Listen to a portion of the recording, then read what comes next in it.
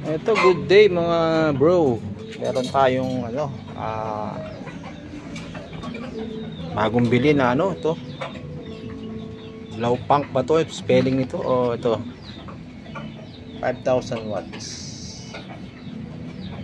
RMS niya at 4 ohms 1,750. Ito yung laman niya. Medyo madilim. Ayan. Ito mga bro, testing natin. Hindi pa kasi ano in order ko sa ano to, sa online. So ito yung laman niya. Patlo. Bali ano iniisa-isa ko pa lang yung pagbili ng sasakyan Joke. Sasakyan. Inuna ko muna yung ano, ampli. Ayan oh, ganda oh. Ito yung ano niya.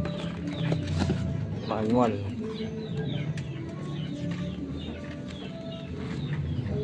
Ayan.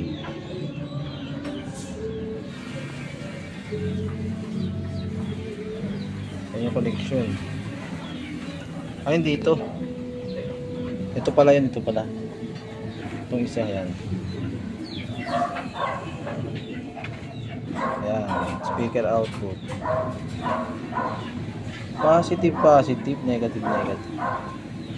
Check na natin kung ano to.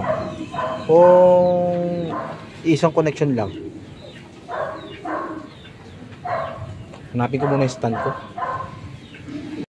Bali guys, hindi ko siya makita yung stand ng cellphone. Ulit pala yung guys, yung ano, gagamitin natin yung power supply. Ayan. Sa 12 volts, meron siyang 35 ampere. Taas to, no? 450 watts. Ito bali ano to, nabili ko sa Dubai. Nung nag-Dubai ako. Nasira yung ano, yung board. Supply na lang gumana. Kaya ito yung gagamitin natin supply para dito sa ating ampli.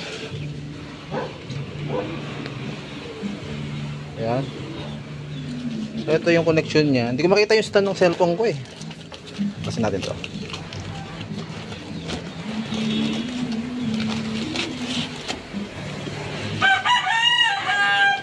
Malit lang siya guys. Malit na yun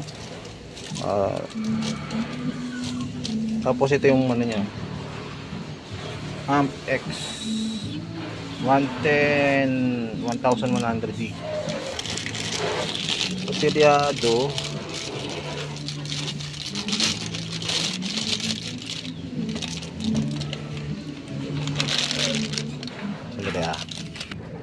Ito na siya. Yan, meron siyang ano, adjacent sa ano, subsonic bass input left and right, pero ano to ayan yung kanyang connection. Connect natin yung speaker.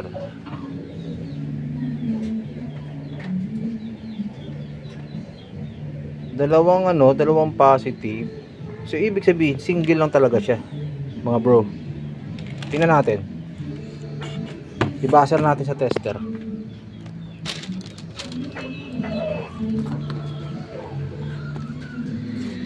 Mono lang to, ibig sabihin single lang talaga siya.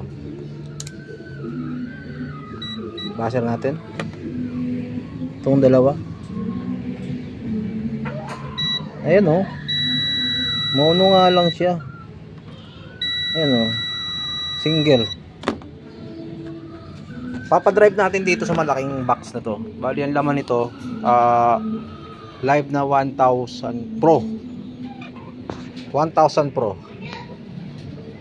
Bali kukunik ko lang guys. Bali ito yung hindi pa alam na paano gawin tong sa computer. Tuturo ko sa mga hindi pa nakakaalam. Etong green, pag short mo lang sa ground, sa negative para gumana yung 12 volts. Ang 12 volts ito ano, kulay dilaw. Nakikita nyo itong dilaw na to, 12 volts yan eh. Tapos yung red, yan yung 5 volts.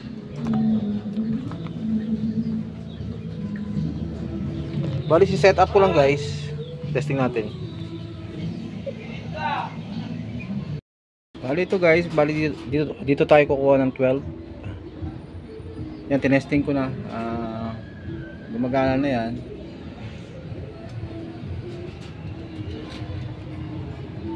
Bali ito 12 volts to.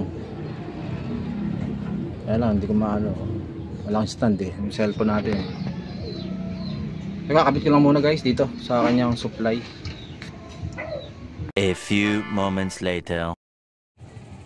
Dyan mga ka-technician, gumagana na yan dyan eh. Ang problema kasi na-copyright ako nung in-upload ko to. Kaya i-re-upload ko ulit siya. Maganda yung tunog niya guys. Solid yung bass. So makikita nyo yung connection ko dyan. Yan. Bali ano, itong ampli na to, mayroon din siyang protection sa init, no. Once na overheat na siya, magpo-protect yung kanyang ano, supply. Kusa siyang mag-o-off. Kaya ang maganda nito mga bro, lagyan natin ng blower. Yung kanyang ano, i-tap na rin natin sa 12 volts kung yung blower nyo ay 12 volts. So sa babaraan ng tugtugan, hindi siya pwedeng ano, nagpo-protect siya. Ganda ng base niya guys. Overheats na siya. Solid. Ito yung crossover niya. Pwede tayo mag-adjust dito. Ayun oh, may bubuga pa oh. Ayan oh. Low pass, subsonic. Yan na yung subsonic.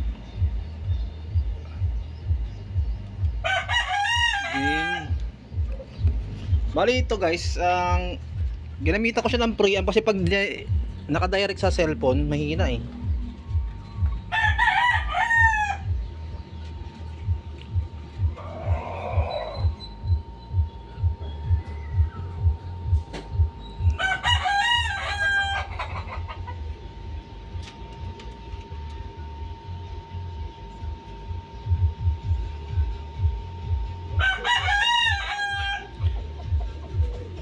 Ito yung ginamit kong ano, preamp.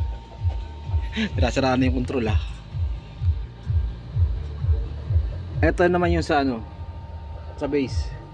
Papunta na yan sa ampli natin na ano, yung blue punk ba yun? Tama ba yung spelling nun?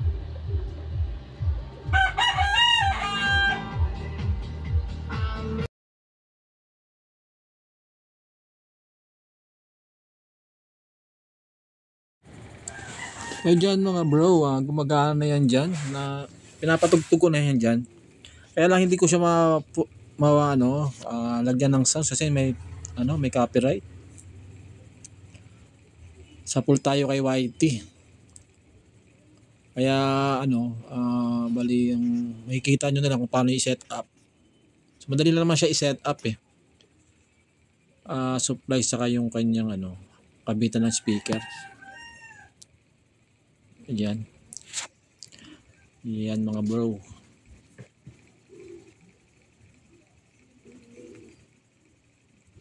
So mga sa tingin lang sa online na nag-sale sila nito eh. Bumaba siya ng Bali ang bili ko niyan nasa 6,800 mahigit. Ngayon bumaba na sila eh. Siguro mga 6,200 na lang.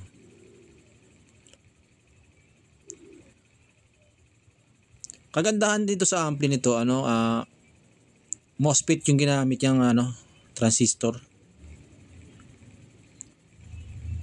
Saka yung bugan ng base talagang matigas.